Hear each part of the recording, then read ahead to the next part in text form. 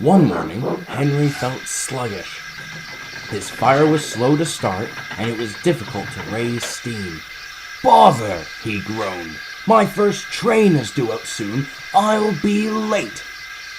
"Well, try a bit harder, won't you?" grumbled the fireman. "I'm doing all I can." They needn't have worried. Along came Duck, who buffered up gently in front.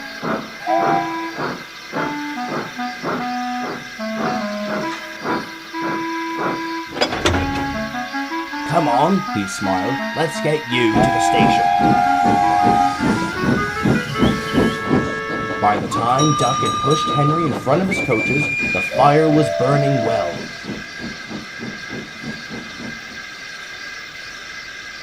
With a whoosh of steam, Henry departed right on time.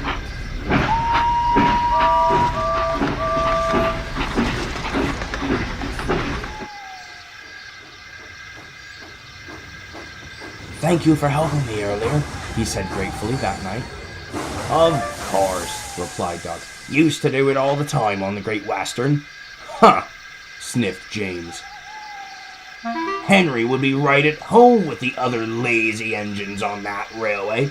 Henry glared. "They were far from lazy," remarked Duck. "We only moved the bigger engines to help them get started. It's about our duty to the passengers, anything to keep the trains on time." Gordon and Henry were impressed. James wasn't. He still hadn't forgiven Duck for getting him and the others in trouble with the fat controller. Instead of retorting, he started scheming. "We'll see how strong your duty to the passengers is," he muttered darkly.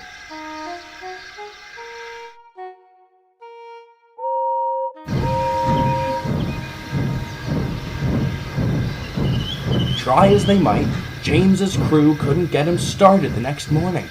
"I don't understand," sighed the fireman. "There's hardly any steam." Duck was shunting coaches nearby and noticed the commotion. "Having trouble, James?" "Oh yes, I am," replied James, trying his best to sound feeble. "It's my fire. Please, will you take me to the station?" Duck was doubtful, but knew there was no time to waste.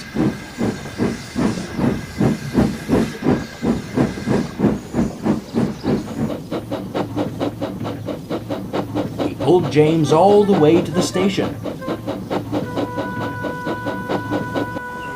Miraculously, James had a good head of steam by the time they arrived.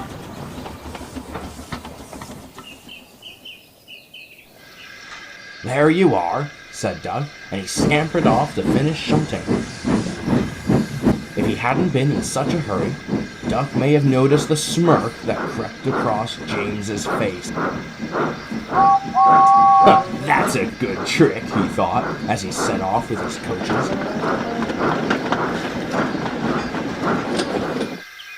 He tried it again the next morning.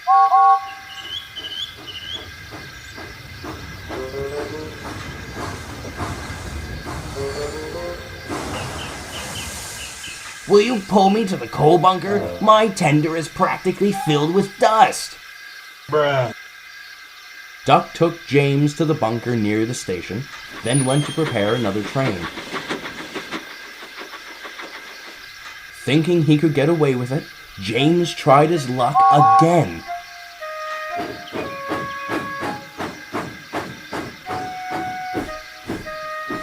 "Will you push me onto my train? I still feel rather short of steam."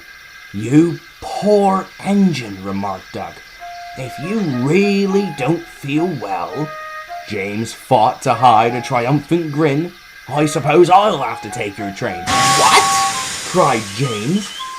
"You're in no condition to pull anything," said Duck knowingly. "We can't expect an ailing engine like you to keep to mainline time. You build steam, then you can do my shunting." "But No, interrupted Duck. "I insist. We must uphold our duty to the passengers, after all." James was speechless. He watched in dismay as Duck hurried off with his train.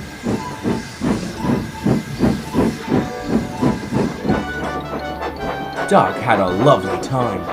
The coaches thought him a real gentleman, and the passengers were most impressed. He made good time on the return journey, and found the Fat Controller waiting on the platform.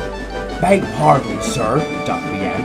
"I apologize that you weren't notified of this change." You did what was necessary to uphold the schedule," smiled the Fat Controller. "I'm very proud of you.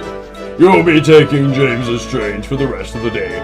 It's just as you said," he finished with a whiff. "We can't expect ailing engines to keep to mainline time, can we?" "Oh no, indeed, sir," chuckled Duck.